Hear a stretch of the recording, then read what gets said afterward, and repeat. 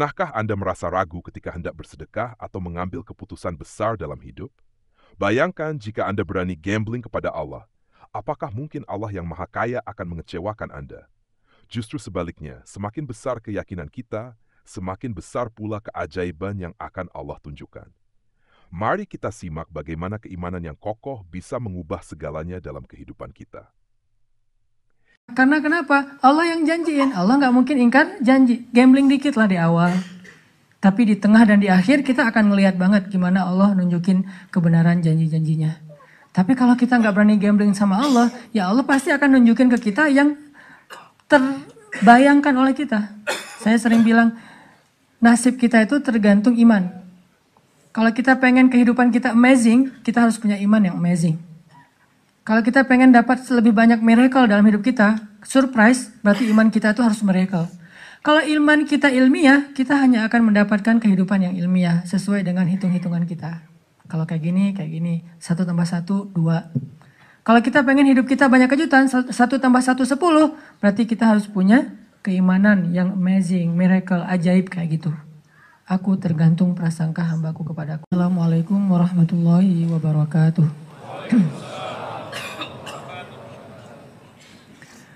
Alhamdulillahirabbil alamin.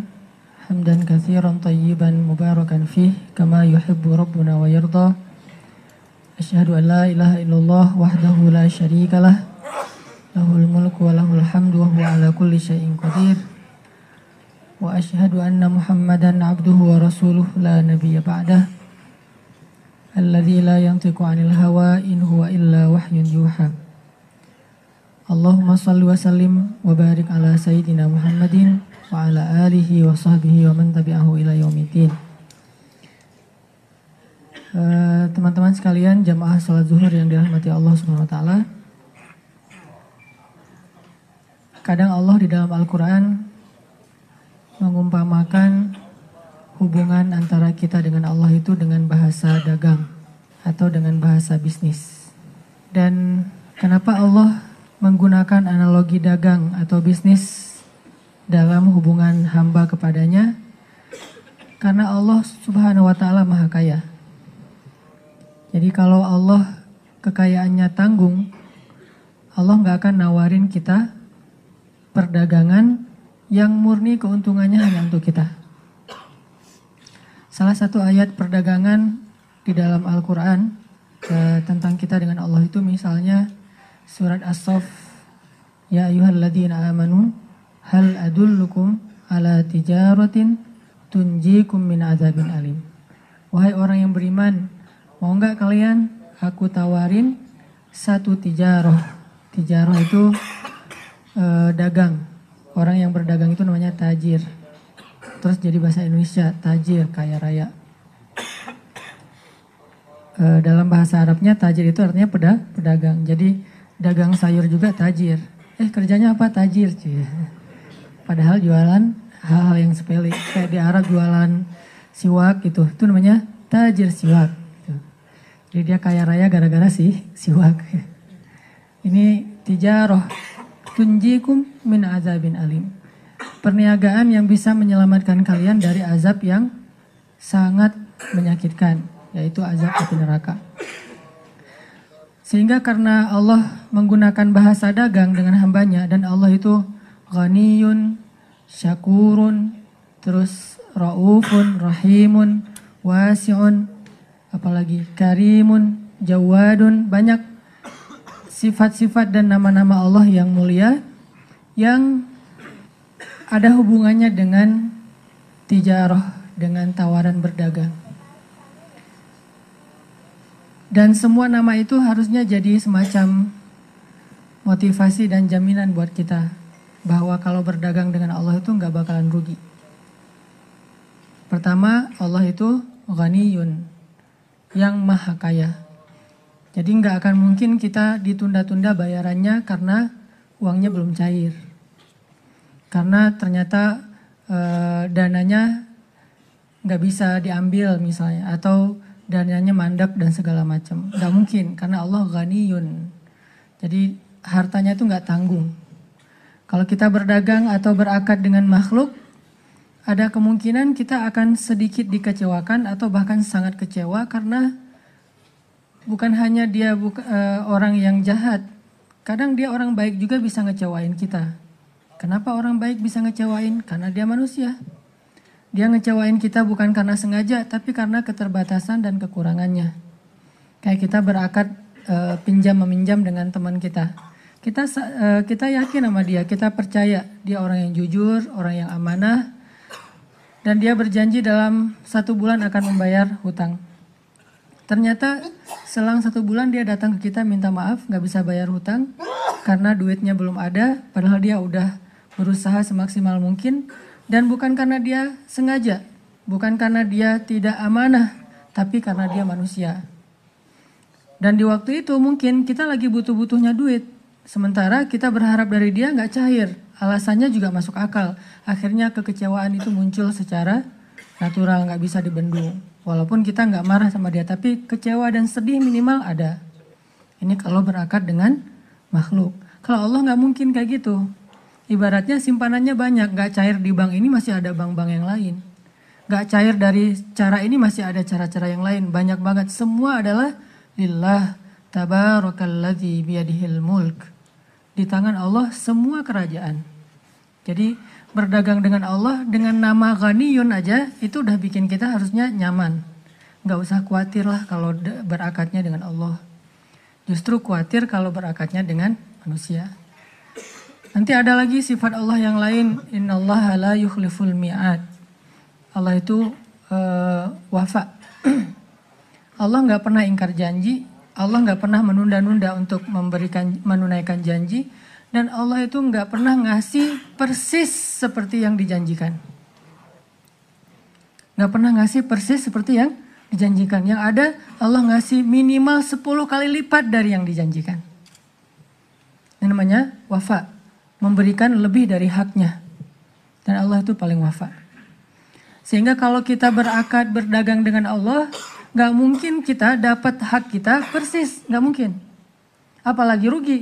Dapat persis saja enggak. Kayak misalnya ibarat kita nolongin orang hanya sekedar memindahkan duri dari jalan. Pahalanya itu bukan nanti Allah akan ngebalas kita dengan cara menyelamatkan kita dari duri seukuran itu di jalan. Enggak. Kalau misalnya kita mindahin batu ya, mungkin ukuran batu yang bisa bikin motor kepleset. Allah akan menyelamatkan kita minimal 10 kali lipat dari ukuran batu itu. Kayak misalnya sekarang lagi musim longsor nih.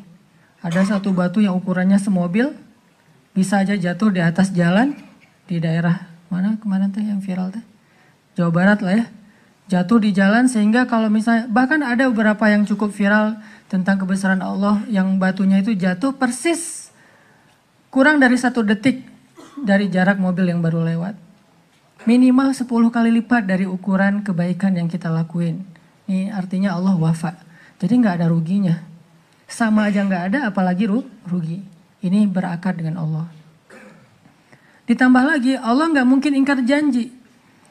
Kalau Allah sudah berjanji, Allah pasti menunaikan. Dan gak ada penghalang bagi Allah untuk menunaikan janji. Kalau kita kadang banyak penghalang.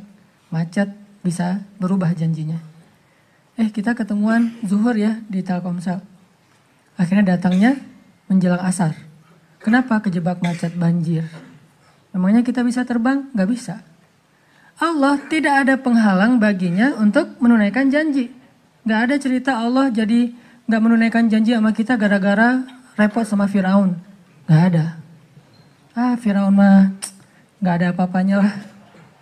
Bahkan Allah bilang dengan bahasa sombong dan Allah berhak sombong. Satu-satunya zat yang berhak sombong kan cuma Allah ya. Jadi kalau kita sombong itu kita udah melakukan dosa besar, mengambil hak Allah. Cuman Allah yang boleh sombong. Kayak misalnya ketika Allah memberi Zakaria anak dalam usia yang secara ilmiah gak mungkin punya anak. Zakaria nanya, gimana caranya saya punya anak? Istri saya mandul, saya udah tua. Kata Allah, qala kadzalika qala rabbuka huwa alayya hayyin. Hayyin itu artinya hin. Hin itu jadi bahasa Indonesia hina. Gak ada apa-apanya, rendah, remeh, kecil itu mah kata Allah. Gitu doang, hayyin kata Allah. Artinya gak ada yang membuat Allah itu sulit untuk menunaikan janjinya. Sehingga Allah la yukhliful mi'ad. Kalau Allah udah berjanji, pasti ditunaikan. Kalau kita sampai berpikir Allah menunaikan nggak ya, seolah-olah kita suuzon sama Allah, seolah-olah Allah itu ada penghalang untuk bisa menunaikan janjinya, walaupun Allah maha baik. Nggak ada penghalang. Kalau Allah sudah berjanji, pasti Allah tunaikan. Dan tepat sesuai dengan janji Allah. Tidak mungkin meleset sedikit pun. Detik, bahkan kurang dari detik itu, lebih kecil dari ukuran detik, tepat seperti apa yang Allah janjikan. Banyak lagi nanti syakur. Arti syakur tuh Allah maha menghargai. Nggak mungkin ada kebaikan kita terus Allah bilang gitu aja minta diapresiasi. Emang saya nggak pernah buat baik sama kamu. Allah nggak pernah kayak gitu. Walaupun Allah maha baik dan terus memberikan kebaikan dalam hidup kita, nggak pernah Allah misalnya ketika kita ngelakuin satu kebaikan terus Allah bilang kan udah dibalas kemarin. Kan udah dibayar kemarin dengan kesehatan, dengan nafas, dengan segala macam. Enggak, tetap aja dibalas. Padahal kebaikan-kebaikan kita seumur hidup bahkan mungkin nggak bisa membayar satu hela nafas kita sekalipun. Tapi Allah nggak ngitung kayak gitu. Allah nggak ngitung kebaikannya kepada kita dan emang kita juga nggak disuruh berhitung. Karena nggak akan sanggup ngitung. Wa in ta'udu ni'matallah la tuhsuha. Kalau kalian pengen ngitung nikmat Allah, kalian nggak akan sanggup. Yang Allah minta dari kita itu bukan menghitung, tapi mensyukuri. Dan kalau kita bersyukur, bukan udah memang sepantasnya kalian bersyukur, enggak. La in syakartum la azidannakum. Ditambah lagi tuh syakur.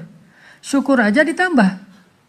Beramal soleh ditambah. Jadi kayak Allah tuh memang seneng ngasih gitu.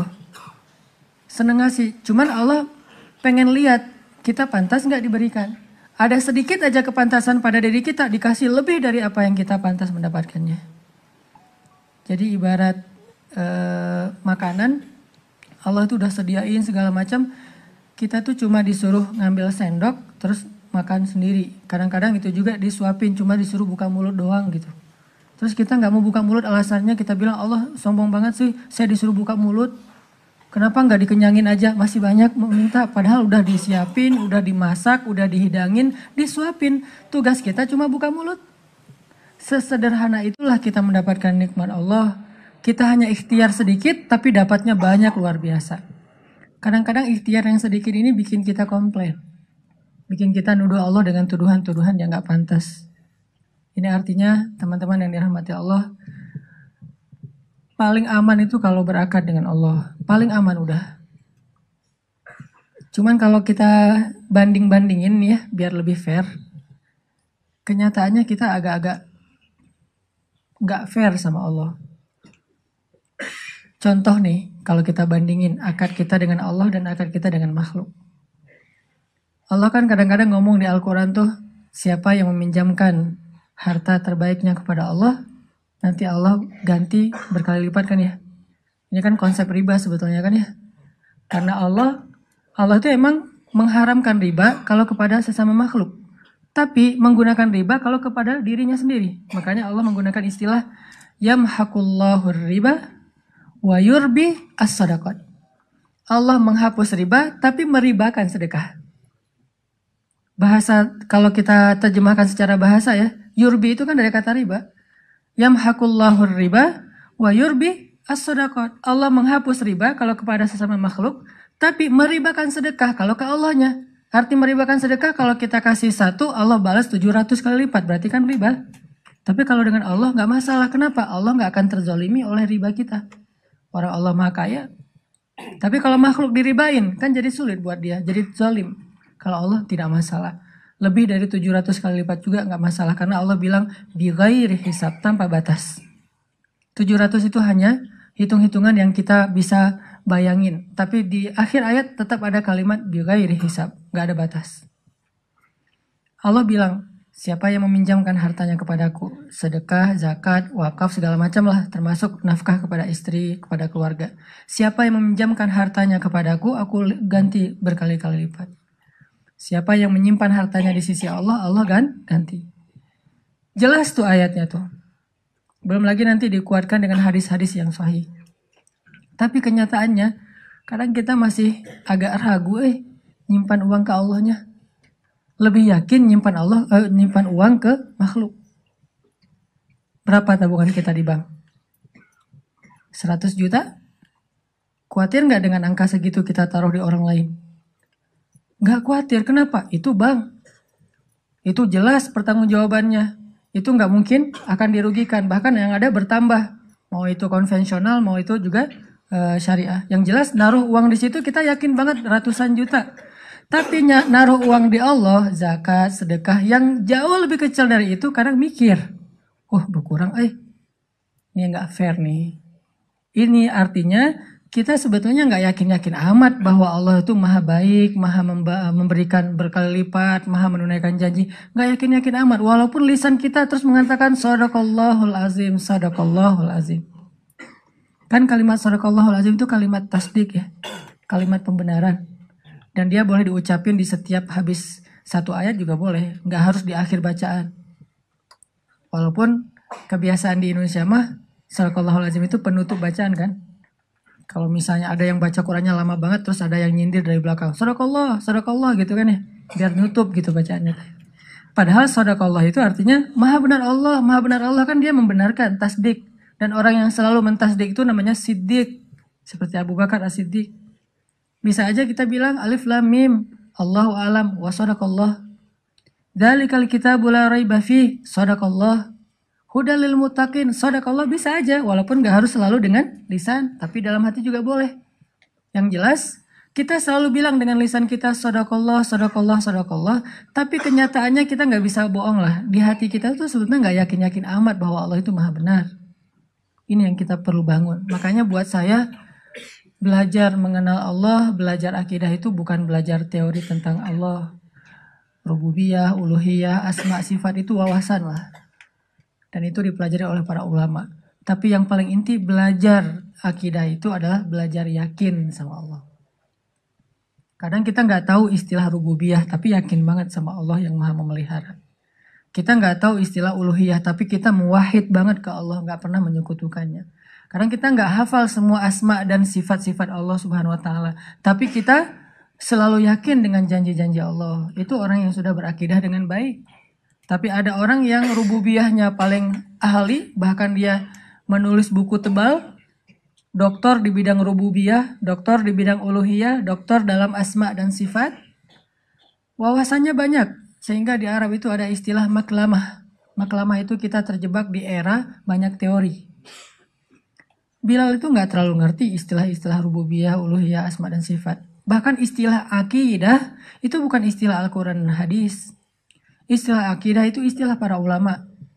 Makanya di Al-Azhar itu kita mempelajari bab mata kuliah, salah satunya tentang tajdidul mustalahat.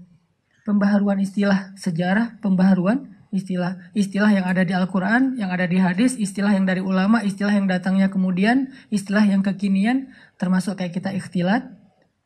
Bagi sebagian orang menganggap istilah ikhtilat ini istilah yang paling baku kan ya. Padahal tidak ada istilah-istilah di dalam Al-Quran dan hadis. Yang ada adalah istilah hijab misalnya. Tetapi tetap nilainya ada. Akidah tidak ada di Al-Quran dan hadis. Yang ada rububiyahnya, Rabbal Alamin, Rabbin Nas dan seterusnya, uluhiyah dan seterusnya. Tapi istilah akidah nggak ada. Artinya sahabat itu nggak ngerti wawasan tentang akidah secara luas seperti yang kita pelajari. Di semua taklim tuh ada pembahasan akidah. Sampai ada taklim khusus bab akidah, dibedah banyak buku. Sahabat nggak sedalam itu sebagian mereka. Hanya beberapa sahabat yang memang fakih dalam agama. Tapi banyak juga sahabat yang pas-pasan urusan agamanya. Cuman buat mereka ilmu itu di hati, bukan di pikiran. Sehingga ilmu itu menambah iman, menambah rasa takut kepada Allah. Makanya Allah berfirman, innama yakhsyallaha min ibadihi al-ulama. Sesungguhnya yang takut itu kan sifatnya di sini. Takut itu perasaan, bukan pikiran. Maka yang takut kepada Allah itu orang yang berilmu. Berarti ilmu itu harusnya melahirkan rasa takut, melahirkan rasa yakin, melahirkan ya rasa berserah diri, melahirkan rasa percaya. Ini berarti ilmu. Makanya teman-teman yang dirahmati Allah, coba kita istafti qalbak, kata Nabi. Istafti qalbak, tanya ke hati masing-masing. Kira-kira kita udah berakidah belum? Kira-kira kita layak gak disebut orang yang beriman? Salah satunya, gimana kita yakin kepada Allah dalam akad-akad hidup. dalam transaksi-transaksi kehidupan. Cara mengukurnya gampang, bandingin aja dengan manusia. Padahal kan kita bilang la syarikalah. Kemudian kita bilang inna sholati wa nusuki wa mahyaya wa mamati lillahi rabbil alamin. Iyyaka na'budu wa iyyaka nasta'in. Banyak kan kata-kata Allah yang paling lah pokoknya. Tapi kenyataannya yang contoh tadi aja. Kita begitu tenang, nyaman, yakin menyimpan harta kita kepada makhluk dalam sebuah lembaga, bank atau apapun. Tapi kita agak-agak ragu nyimpan uang ke Allah dalam bentuk sedekah, zakat, dan seterusnya. Padahal Allah nggak pernah minta 100% loh. Kalau kita mau ngasih 100% juga ada syaratnya. Nggak mentang-mentang ada cerita Abu Bakar ngasih seluruh hartanya, terus kita mewajibkan semua orang kayak Abu Bakar. Nggak. Banyak syarat. Abu Bakar udah memenuhi syarat itu. Salah satu syaratnya keluarganya ridho. Karena kalau keluarganya nggak ridho berarti zalim kan? Ada seorang sahabat pengen nyedekahin semua hartanya sebelum dia wafat. Kata Nabi, kamu punya anak? Punya. Kalau gitu jangan semuanya. Setengah boleh nggak Nabi? Kebanyakan. Sepertiga? Itu juga sih sebetulnya kebanyakan. Ya udah nggak apa-apa deh. Maksimal sepertiga. Karena ada 2/3 hak orang lain, keluarga dan seterusnya. Tapi kalau keluarga udah pada ridho kayak Abu Bakar, istrinya juga Asma bintu Umais, tahu sendiri Asma bintu Umais kayak gimana orangnya. Dikurangin gaji presiden aja dia gitu, kan dia ngumpulin sisa-sisa receh dari gaji Abu Bakar biar bisa akhir bulan itu beli daging 1/4 kilo aja. Ya Abu Bakar, kata Asma. Asma ini perempuan yang menikahi 3 laki-laki ahli surga, 3-tiganya. Yang pertama Ja'far, kedua Abu Bakar, yang ketiga Ali. Jadi ketahuan ya gimana perempuan ini, suaminya aja 3-tiganya ahli surga. Ya Abu Bakar, kita udah lama nih gak makan daging sejak kamu jadi khalifah. Boleh gak saya sisain dikit aja dari belanja bulanan, kalau nanti bisa beli daging? Boleh kalau masih bisa, kata Abu Bakar. Disisain receh. Uang 200 rupiah, 500 rupiah disisain. Akhirnya terkumpullah setelah beberapa bulan, bisa nih beli daging 1/4. Akhirnya dia bilang, ya Abu Bakar, sudah terkumpul nih. Kayaknya bisa beli daging walaupun sedikit untuk kita makan sekali aja. Kata Abu Bakar, astagfirullah, berarti gaji saya masih ada lebihnya. Kasih ke Baitul Mal, mulai bulan depan gaji saya dikurangin seukuran dengan yang bisa disisain. Asma bintu Umais, sami'na wa ata'na. Enggak, ceraikan saja, pulangkan saya. Enggak. Asma bintu Umais. Makanya, apakah istri kita Asma bintu Umais? Dan apakah kita Abu Bakar? Kita bukan Abu Bakar dan istri kita bukan Asma bintu Umais. Jadi kita mending pakai aja teladannya Sa'ad bin Abi Waqqas mungkin. Atau Muaz bin Jabal. Atau minimal Abdurrahman bin Auf. Gimana Abdurrahman bin Auf? Minimal ya. Ketika Abdurrahman bin Auf ngelihat istri-istri Nabi ditinggalkan oleh Rasulullah kan jadi janda nih. Dan istri Nabi kan gak boleh nikah lagi. Sehingga harus ada yang nafkahi. Maka Abdurrahman bin Auf memberikan masing-masing istri Nabi hadiah sebesar 21 miliar satu orang. Ada 9 orang. 21 miliar. Dan itu receh lah buat Abdurrahman mah. Abdurrahman kok gede banget, berapa emang 21 miliar? Emang saya pernah ngasih segitu? Lupa. Kita ngasih 1.000 aja ingat sampai mati gitu ya. 21 miliar. Satu istri Nabi, bayangin. Jadi artinya, ini maaf ya gimmicknya kebanyakan kemana-mana. Intinya mah, kalau kita berakar dengan Allah, gak mungkin kita rugi. Cuman mau jujur, tanya aja ke hati sendiri. Sama gak? Sama aja gak boleh sebetulnya. Masih kurang fair kalau sama. Harusnya Allah lebih ya. Tapi sama juga belum. Apakah sama ketenangan kita ketika kita nabung uang di bank dengan ketika kita bersedekah? Sama ketenangannya. Mantap gitu. Wah sedekah misalnya dengan angka yang agak sedikit menurut kita gede. Kan itu relatif ya. Misalnya ada donasi untuk Palestina, Suriah, segala macam lah. Untuk kemanusiaan, ada untuk di Indonesia juga bencana. Kalau ngasih 100.000 mungkin kita nggak mikir. Dan 100.000 juga pulsa kita kurang ya. Kuota kita mungkin lebih dari itu. Atau sekali kita ngopi, 1 gelas udah 50.000, 60.000. Berdua sama teman kita, atau berdua sama pasangan kita udah sekali duduk di kafe itu udah 200.000. Jadi 100.000 buat kita bukan angka yang harus yakin dulu baru ngeluarin. Nggak sengaja juga keluar kadang-kadang ya. Nah, parkir berapa? Jadi bukan angka yang besar lah. Coba mungkin buat kita angka yang besar itu 1 juta.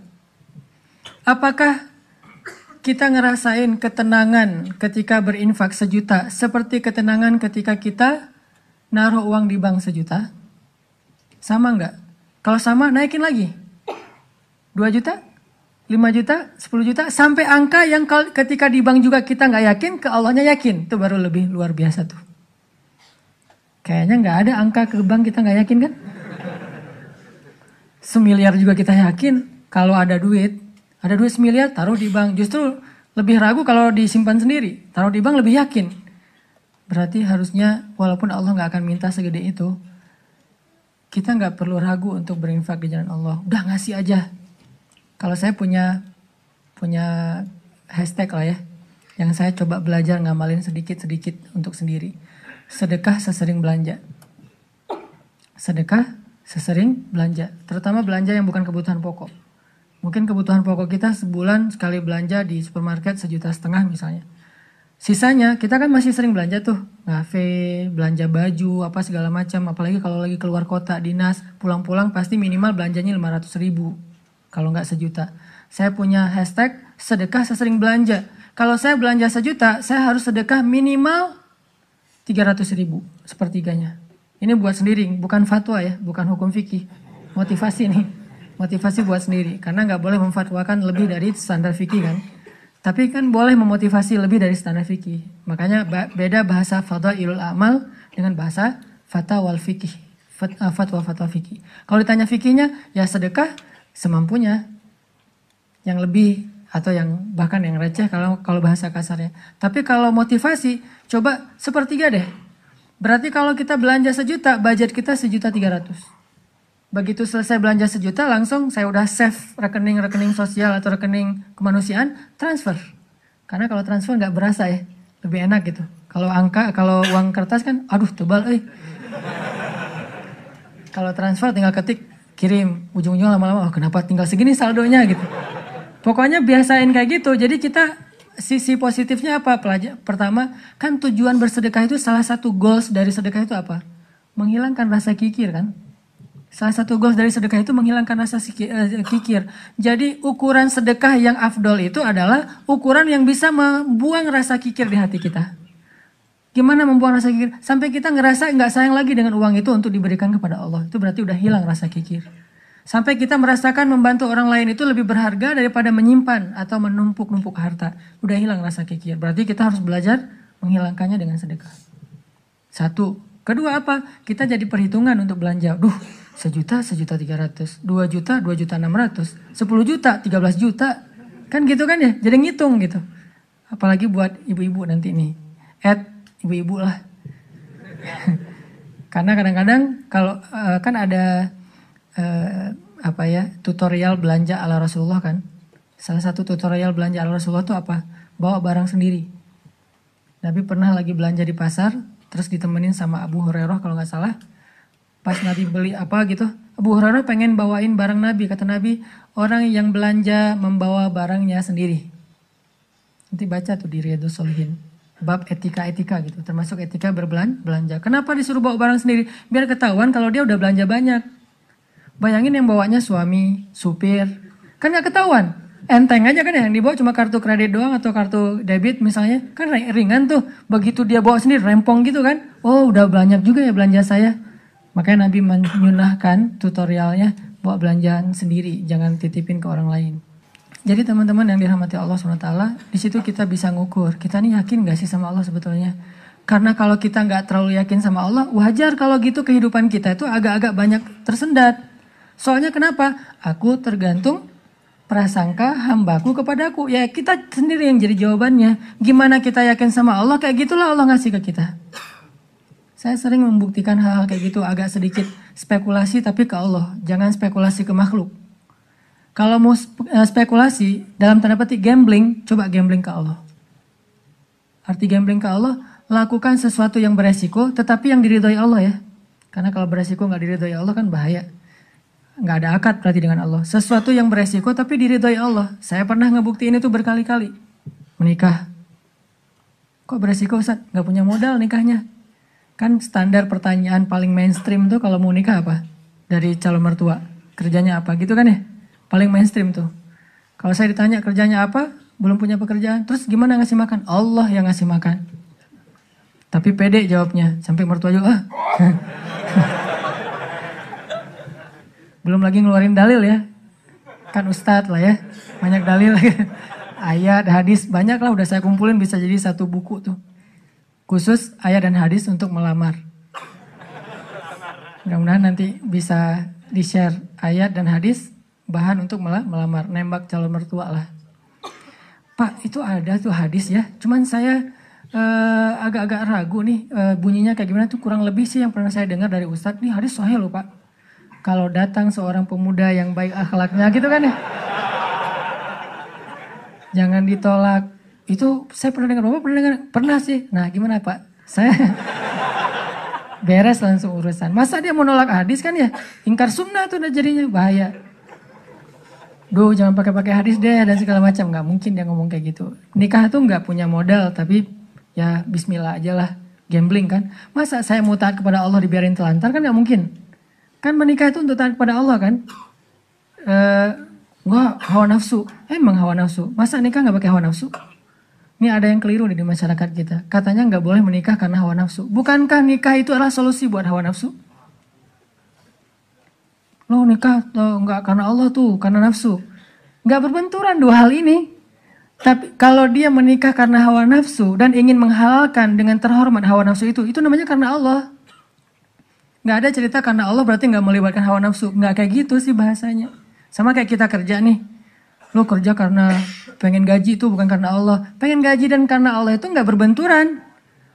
Kenapa kita pengen gaji? Karena kita pengen mendapatkan rezeki yang halal dan menafkahi keluarga. Dan itu semuanya karena Allah. Jadi nggak dibilang, gue jangan mengharapkan gaji, harapkan pahala. Pahala itu salah satunya gaji. Karena pahala dalam bahasa Arab nggak ada pahala, yang ada al-jaza, al-ajru. Al-jaza itu artinya balasan, al-ajru itu artinya upah. Upah itu bisa dalam bentuk kesehatan, bisa dalam bentuk materi uang, bisa dalam bentuk kebaikan di akhirat, bisa dalam bentuk terhindar dari api neraka, dan seterusnya. Itu al-jaza, al-ajru. Termasuk mendapatkan hak kita dalam sebuah pekerjaan. Nggak masalah mengharapkan, saya kerja di Telkomsel, kenapa? Gajinya gede. Nggak apa-apa. Selama yang kita dapatkan itu halal. Tapi kalau yang kita kejar gaji gede dan syubhat, apalagi haram, itu bukan karena Allah. Termasuk menikah. Menyalurkan, kenapa kamu menikah? Karena saya pengen menyalurkan kebutuhan biologi saya secara halal. Wah, nggak karena Allah nih, nafsu nih. Emang nafsu, emang kenapa? Bukankah Allah mengatakan litas kunu ilaiha? Apa arti litas kunu ilaiha? Supaya tenang, supaya jadi nyaman, gejolak di dalam diri kalian dengan cara kepadanya. Itu bahasa. Dan di Al-Mu'minun juga dikatakan, walladzina hum li furujihim hafizun. Kalau nggak bisa hafizun, maka dia salurkan. Gimana cara nyalurinnya? 2. Illa ala azwajihim. Yang kedua nggak usah dibahas. Yang satu aja. Illa ala azwajihim, kepada istri mereka. Bukan istri mereka, istri-istri mereka. Illa ala azwajihim. Kalau dia menyalurkan dengan cara yang lain selain yang dibolehkan kayak gitu, kata Allah, faulaika humul adun. Dan Allah nggak suka kepada orang yang melampaui batas. Jadi menikah karena Allah, karena saya ingin menyalurkan kebutuhan biologis secara halal misalnya. Makanya mencari yang sesuai dengan kriteria masing-masing. Kalau misalnya ada yang kriterianya harus yang Arab, cari aja Syarifah, Habaib apa. Kalau Habib perempuannya Syarifah kan ya. Atau saya pengen yang Oriental, pergi aja ke Korea lah atau ke Jepang. Saya pengen yang misalnya etnik, nah, bisa di Indonesia misalnya. Ini mas selera, nggak masalah. Bukankah Nabi justru mengatakan memilih perempuan itu yang pertama justru fisiknya? Walaupun yang paling berharga bukan fisik, tapi tetap ditaruh yang paling depan. Karena itu yang ketahuan duluan kan. Kita nggak mungkin tahu kesolehannya langsung ketika awal ketemu, ini soleha banget nih, belum tentu. Ketika udah kenal dekat baru tahu ternyata dia rajin tahajud, rajin tilawah. Walaupun kadang-kadang kita ngelihat dia di Instagram postingan terakhir tilawah, alhamdulillah 1 juz hari ini misalnya. Bisa kayak gitu. Tapi rata-rata yang pertama dilihat fisiknya kan ya. Walaupun fisik banyak menipu sih, hasil editan segala macam. Pas ngeliat orangnya, lebih cantik dari di Instagram, cie. Dia salah ngedit. Ini artinya teman-teman, kalau menikah itu karena Allah, kenapa takut? Bukankah Allah sendiri berjanji kalau mereka fuqara, apa arti fuqara? Nggak punya apa-apa. Kalau miskin masih punya apa-apa cuma dikit. Kalau fuqara nggak punya apapun. Allah yang yughniyahumullah. Allah yang akan mencukupkan kebutuhan mereka. Oh, Allah yang cukupin. Ya udah selesai. Nikah datang. Yuk nikah yuk. Nggak gitu sih caranya. Terlalu polos kayak gitu mah pasti ditolak lah. Adalah trik-triknya pasti teman-teman udah mempraktekkan. Kalau nggak pasti berstatus masih jomblo ya. Jomblo itu kurang kreatif menurut saya. Kalau yang udah nikah pasti kreatif banget. Tahu banget cara-caranya gimana ya. Alhamdulillah berhasil. Setidaknya untuk dia berhasil setelah puluhan orang yang gagal misalnya. Kalau yang jomblo nih kayaknya harus latihan nih. Belajar kepada yang udah nikah nanti di kantor sambil istirahat sharing deh. Gimana dulu lu nembak calon istri? Gitu aja. Gimana gitu aja. Tahajud dulu. Ya Allah yang membolak-balikan hati. Hati dia memang ada di dalam tubuhnya. Tapi pemiliknya bukan dia tapi engkau ya Allah. Setahu saya nih, dia kayaknya hatinya ke si fulan. Dah saya mah gak bisa kecuali dia.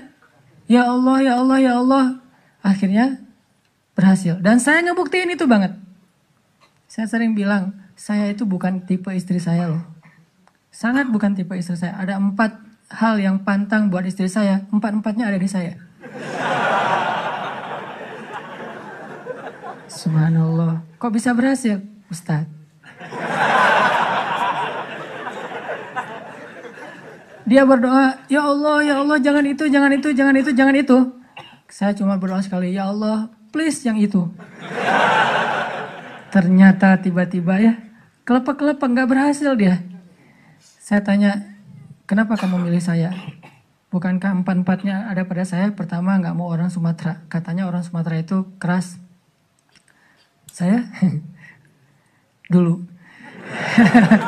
Orang Sumatera itu keras. Orang Aceh, Sumatera, kuliah di Mesir. Nggak Mesir mah, Sumateranya Arab. Kan Arab juga ada Sundanya, ada Jawa ya. Sundanya Arab itu kayak Yaman. Itu Sundanya Arab, lembut-lembut. Sampai Nabi sendiri mengakui kan, orang Yaman itu hatinya lembut. Kalau Jawanya Arab itu yang ulet gitu kerja itu Palestina. Karena Palestina itu terkenal dengan keteguhannya. Tapi kalau Sumateranya Arab yang ngomongnya keras gitu, belak-belakan, spontannya luar biasa, itu Mesir banget.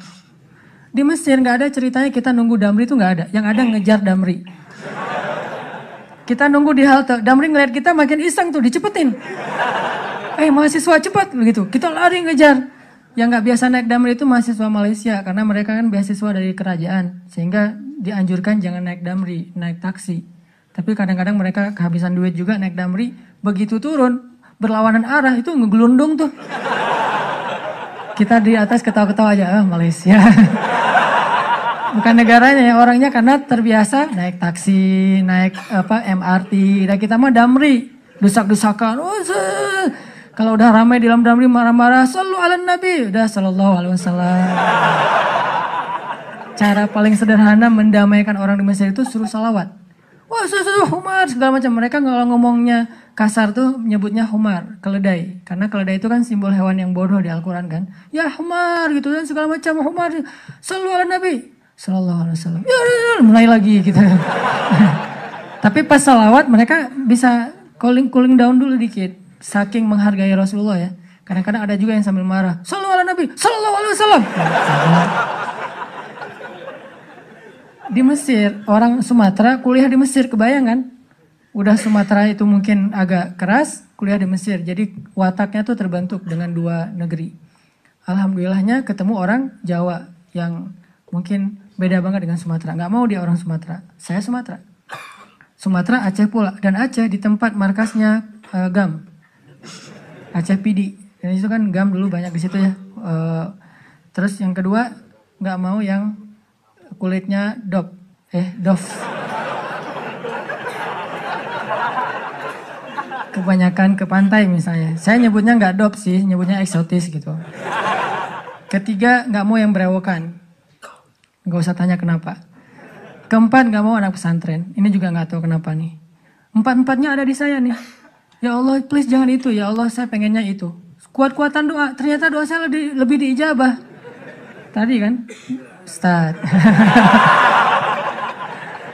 Pas ketemu sama dia, kenapa kamu mau sama saya? Padahal 4-4-nya ada di saya. Karena kamu punya yang kelima. Apa? Hati kamu. Nggak gitu sih ngomongnya. Yang jujurnya bukan itu mah versi jaim ya. Kalau versi jujurnya, kenapa? Karena kamu pelet gitu ya. Peletnya pakai apa? Pakai Al-Quran. Begitu ketemu, Bismillahirrahmanirrahim. Ria-ria dikit lah. Tapi ria untuk kebaikan kan, biar dapat seseorang yang sesuai dengan isi hati. Ngeklik langsung, ya Allah, berhasil. Dan setelah itu, biarin Allah aja yang ngatur. Mau kerja apa, mau tinggal di mana. Ternyata alhamdulillah saya ngerasain justru rezeki itu Allah mudahin setelah menikah. Dulu awal-awal saya datang ke Bandung, kita ngontraknya itu di rumah yang tempat pembuangan sampah di Tegalega tuh, di salah satu lapangan di Bandung, di pojok Tegalega itu ada pembuangan sampah. Kita tinggal di situ. Paling murah soalnya di situ. Mulai saya usaha nerjemahin buku, nggak ada yang mau nerbitin. Terjemahannya jelek katanya. Ya udah deh.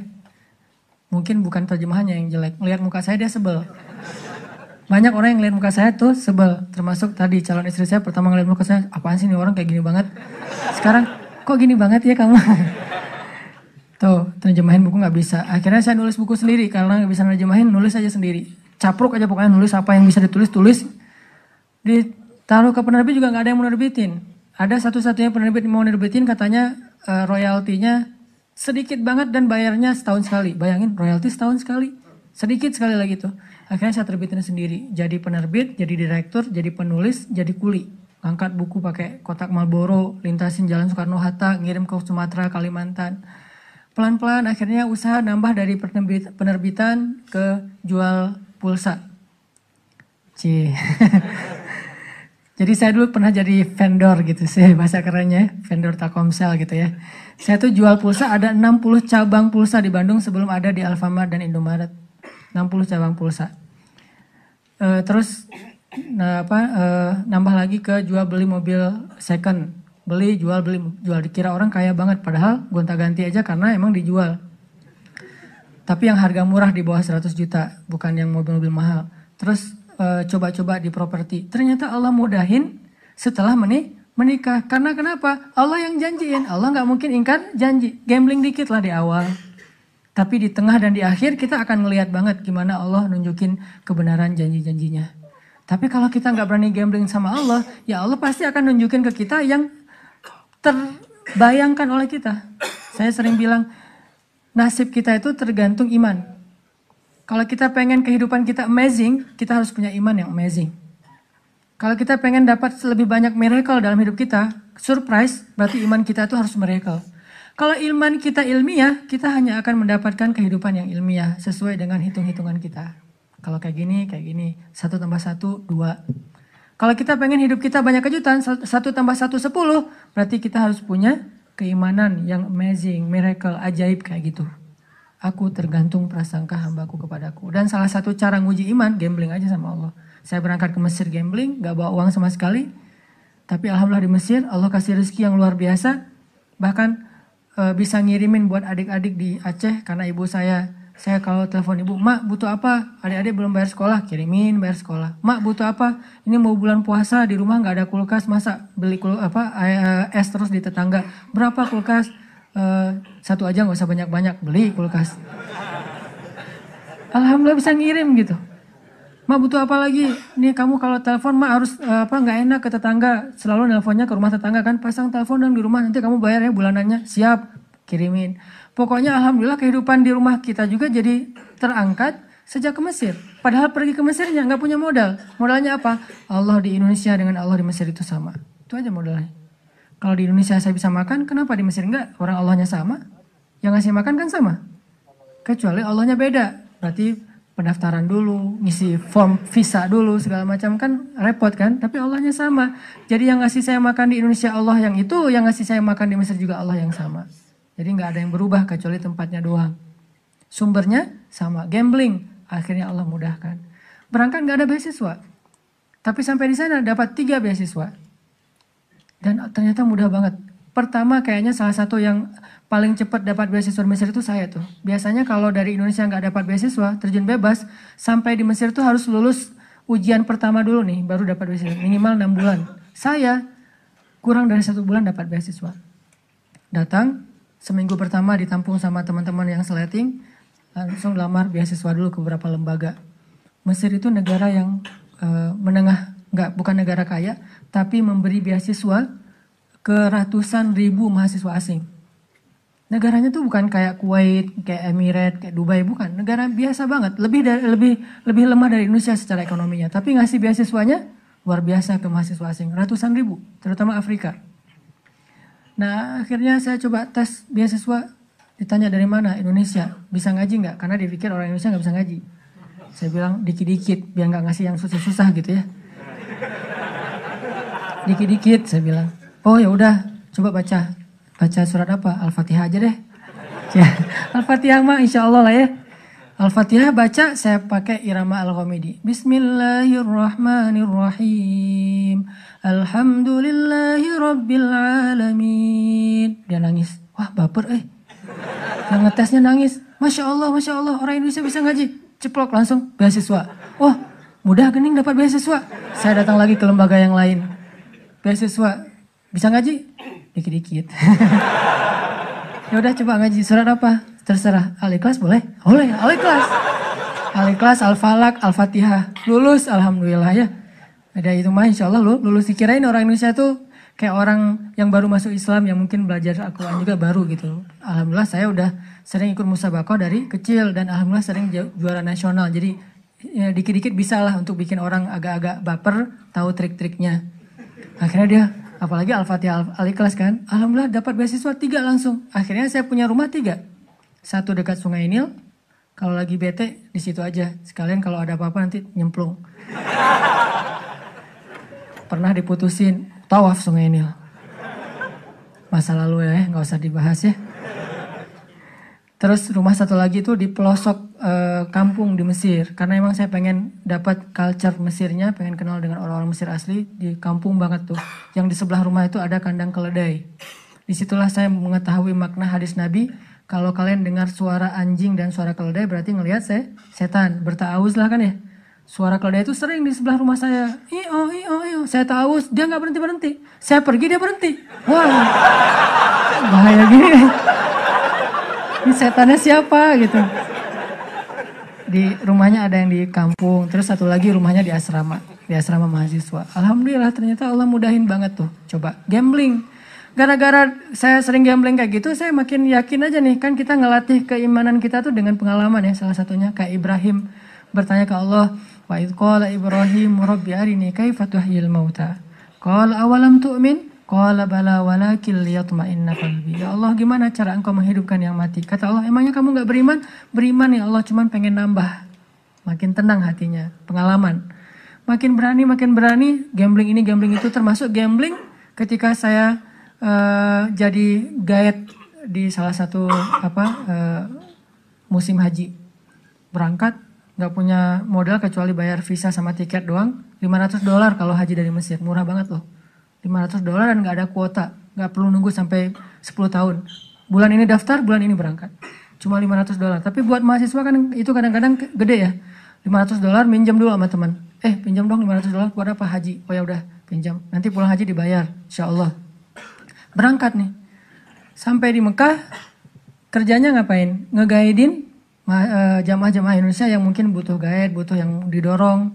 Terutama dorongan lah. Jadi ojek. Cuma waktu itu gak ada aplikasi sih. Aplikasi dorongan bisa pesan. Kayaknya perlu dibuat juga sekarang. Saya nyewa dorongan itu wheelchair. Duduk depan Masjidil Haram gini. Mana ini yang kelihatan agak-agak cacat atau apa gitu kan. Kayak hiu nyari mangsa gitu. Mana nih yang agak kesasar. Gak ada. 2 hari gak ada. Akhirnya 2 hari saya cuma minum air zam-zam doang tuh. Gak makan. Cuma minum air zam-zam. Tidur. Minum air zam-zam. Nungguin gak ada. Hari ketiga. Alhamdulillah lagi duduk-duduk depan Masjidil Haram, lewat ibu-ibu kayak culang-cilang gitu, kayak apa, bingung gitu kan ya, ini arah kemana sama anaknya. Nah ini kayaknya ada ciri-ciri nih. Saya datengin, Bu, kenapa kesasar? Iya Nina, saya kesasar, rumah saya tuh dari Jamaah Solo, maktab saya gak tahu di daerah mana. Ibu gak bawa identitas? Iya ketinggalan tadi tasnya pas buru-buru. Wah saya juga baru pertama haji nih. Belum tahu juga tempat maktab-maktab kayak gituan. Tapi bismillah lah gambling karena Allah. Makanya kalau berani gambling sama Allah, nggak mungkin dikecewain. Saya yakin banget tuh. Saya buktiin. Bu, ikut saya aja. Insya Allah kita cari rumah ibu. Kemana anak arahnya? Ke situ, Bu. Nah, saya juga nggak tahu. Ikutin aja. Ibu itu ikutin, jalan. Bismillah, la haula. Kan kata Nabi, la haula wala quwata illa billah itu melahirkan keajaiban kan ya. Sampai ada sahabat yang baca la haula, tiba-tiba anaknya yang disandra, tiba-tiba lepas dan selamat. La haula wala quwata illa billah, la haula wala quwata illa billah. Jalan, gak lama kemudian, sekitar setengah jam jalan, lumayan lama sih.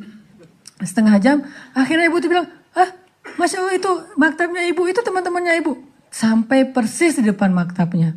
Oh ya alhamdulillah emang arahnya ke sini sih Bu dari tadi juga. Maktabnya ibu nih. Akhirnya dia datang pelukan sama teman-temannya udah tunggu kemana aja dari pagi kita tungguin kirain kesasar kemana. Ya saya kesasar untung ditolong sama adek ini. Dari mana adek? Dari Al-Azhar Mesir. Oh ya alhamdulillah bisa digayadin kita dong. Alhamdulillah insya Allah besok langsung janjian jam sebelum subuh saya udah on time di depan maktab mereka.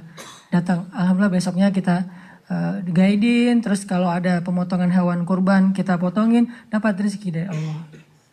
Gak mungkin saya datang ke rumah Allah, pertama untuk ibadah, kedua untuk mencari rezeki. Bukan buat saya doang, buat keluarga yang ada di Aceh juga. Dan saya niatkan karena Allah, gak mungkin pulangnya tangan kosong. Tidak ada yang datang kepada Allah pulang dalam keadaan kecewa, mustahil, itu prinsip. Gak ada yang datang kepada Allah pulangnya kecewa, itu gak ada. Yang datang ke Nabi aja nggak pernah pulang kecewa, apalagi pada Robnya Nabi. Nabi itu nggak pernah bikin orang kecewa. Yang datang kepada beliau pasti bawa sesuatu. Kalau minta sesuatu kepada Nabi nggak mungkin ditolak, apalagi Allah. Jadi saya yakin nih, pokoknya saya datangnya jangankan ke Mekah, ke Mesir aja yang jauh dari Ka'bah, Allah tolong, apalagi ini di dekat Ka'bah. Walaupun awalnya Allah pengen nguji iman kita, masih percaya nggak setelah 2 hari nggak makan? Percaya kok tetap ya Allah, cuman lapar sih Allah, gitu. Curhat aja sama Allah, kan kita Allah maha baik ya, jangan terlalu kaku lah sama Allah. Ya Allah, saya adalah, gak usah gitulah. Ya Allah, saya lapar nih. Kan Musa gitu, pas lagi di bawah pohon di Madian. Ya Allah, saya lapar sementara engkau dan saya fakir kepada kebaikan darimu. Langsung Allah beri bukan cuma makan, sampai istri juga dikasih sama Allah. Akhirnya pulang-pulang, alhamdulillah bisa bayar hutang. Mak, butuh apa? Kirimin. Setiap tahun kayak gitu. Pulang dari Indonesia, dari Mesir kayak gitu, sampai sekarang hidup suka gambling. Sehingga angka 1/3 dari uang belanja itu kecil kalau dengan keyakinan kepada Allah nggak mungkin ngecewain. Karena udah terbiasa kayak gitu, 1/3 mah pasti diganti lah ntar lagi juga. Ketika ada musibah dikit, berakatnya dengan Allah. HP saya waktu itu harganya sekitar 1,5 juta, jatuh nih. Gara-gara buru-buru mau tahajud di masjid, jam 2 tahajud, jam 2 saya bangun. Kan udah telat nih, jadi panik, nyambar HP, jatuh. Layarnya retak, gak bisa dipakai. Saat itu juga saya bilang, Allah beri saya pahala dalam musibah ini, beri saya ganti yang lebih baik darinya. Tenang udah. Sholat tahajud, subuh, pagi-pagi diganti dengan Note 5 yang waktu itu harganya masih 10 juta. Allah kasih cash dalam hitungan jam. Tergantung prasangka kepada hambanya. Dan jangan selalu mengidentikan bahwa pemberian Allah itu sedekah. Enggak. Bisa dikasih sebuah proyek, bisa dikasih lewat sebuah mungkin ada orang yang dulu udah lama kita udah lupa juga dia punya utang sama kita, tiba-tiba bayar. Banyak cara lah buat Allah. Saya pernah mobil saya diserempet sama aparat. Dia yang salah tapi dia yang marah-marah. Nabrak dari belakang. Wah, ditabrak. Dia turun duluan, marah-marah duluan. Nyuri start gitu. Pas saya wah ini aparat mau diramein susah. Ya udah deh. Akhirnya dia pergi, saya harus memperbaiki kendaraan saya 1,5 juta. Gak bisa akad dengan makhluk karena dia zalim, saya akad dengan Khalik yang maha baik, yang syakur. Ya Allah beri saya ganti yang lebih baik dari ini. Seminggu kemudian saya ada suatu urusan pekerjaan, dapat ganti dari Allah 15 juta, 10 kali lipat dari yang sudah diambil. Dan jangan bilang, kalau enggak tadi udah jadi 16,5 juta loh. Enggak. Kan kita kadang-kadang ngitungnya suka gitu ya. Padahal kalau enggak ada 1,5 juta yang kita ikhlasin, enggak ada 15 juta. Jadi tetap 15 juta sebetulnya. Ya Allah, kalau kemarin gak ada kecelakaan itu pasti saya udah dapat 16,5 juta nih. Ini agak-agak terlalu tamak ya. Intinya teman-teman yang dirahmati Allah, yuk kita belajar berakar dengan Allah itu di hati. Bukan cuma inna sholati wa nusuki wa mahyaya wa mamati lillahi rabbil alamin secara lisan, tapi libatkan hati kita.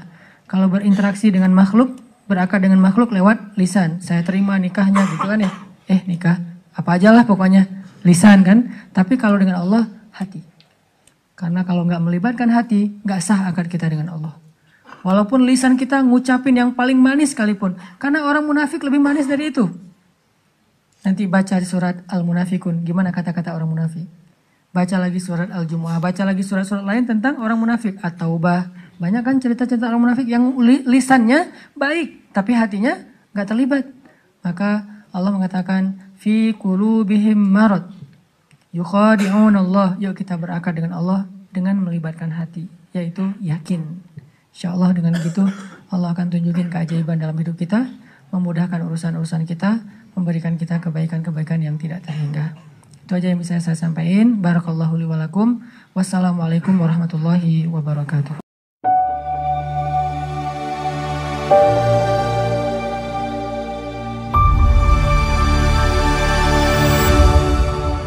Ceramah ini menekankan pentingnya keyakinan dan keimanan yang kuat kepada Allah dalam menjalani kehidupan, terutama dalam bertransaksi dengan Allah.